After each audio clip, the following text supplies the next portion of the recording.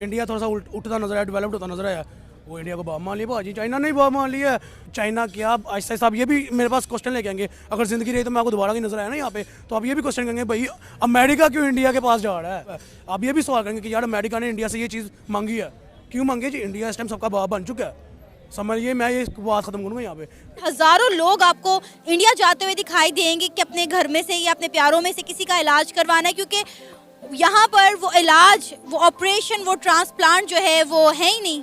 बिल्कुल, मैं इस तरीके 2-3 बंदे को मैं खुद जानता हूँ जो इंडिया चले गए और ये किडनी ट्रांसप्लांट के लिए, और वो आई थिंक वो बेंगलोर चले गए। तो बेंगलोर है ना, वो एक हब बना है, मतलब मेडिकल और टेक्नोलॉजी का हब है, क्योंकि उन्होंने बाहर की दुनिया से एक्सपर्ट बनाए, बुलाए गए, और उनकी पूरी फोकस उन पर है।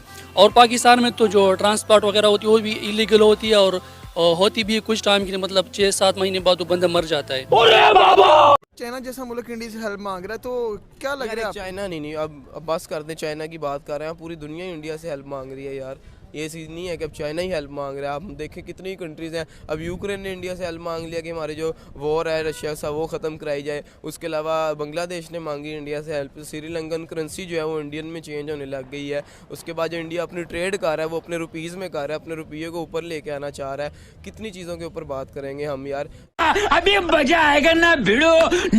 चाइना इतनी बड़ी पॉपुलेशन, इतनी बड़ी कंट्री होके अगर इंडिया से हेल्प मांग रहा है, तो इसका मतलब ये नहीं कि खाली पहली दफ़ा मदद मांगी है। इंडिया से हर बंदा मदद मांगता है, फाइनेंशियली भी और मेडिकल के तौर पे भी।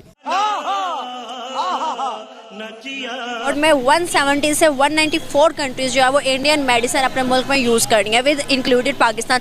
अब चाइना ने भी इंडिया से कहा है कि जो कोविड हो रहा है उनके मुल्क में एक बहुत बड़ी लहर आ रही है, उस वजह से इंडियन मेडिसिन उनको चाहिए, और बहुत ज़्यादा बुरे हालात चल रहे हैं। क्या लगता है कि हमारे हेल्थ सेक्टर को अगर हम देखें तो क्या कमी है जो इंडियन 75 सालों में पूरा कर सके? देखा जाए तो हमारा पाकिस्तान भी किसी से कम नहीं, ठीक है। अच्छा।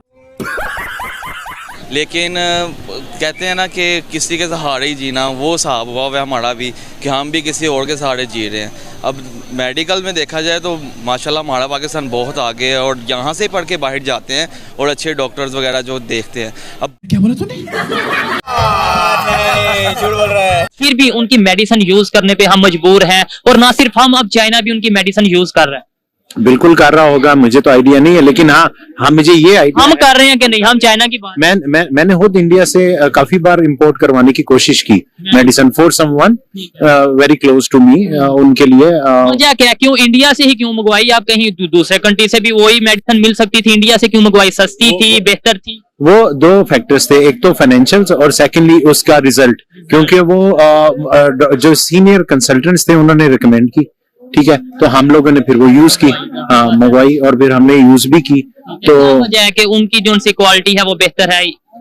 वो डेफिनेटली के मुताबिक पता चला है कि 194 कंट्रीज में इंडियन मेडिसिन का इस्तेमाल किया जाता है। यहाँ तक कि आपको पता है कि पाकिस्तान में भी इंडियन मेडिसिन यूज की जाती है, और चाइना भी जो है कोविड में भी इंडियन मेडिसिन यूज करता है, और अभी भी उन्होंने कोविड से निपटने के लिए इंडियन मेडिसिन की डिमांड की है। क्या कहेंगे, मतलब इंडिया जो है वक्त के साथ साथ हर सेक्टर में जो है वो अपनी ग्रिप स्ट्रॉन्ग करता चला जा रहा है।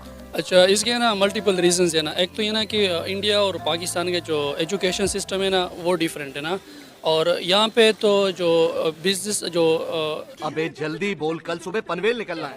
इंडिया के जो मेडिसिन है वो उनकी प्राइस भी इतनी ज़्यादा नहीं है, और उनके जो साइड इफ़ेक्ट है वो बहुत कम होते हैं। क्या बात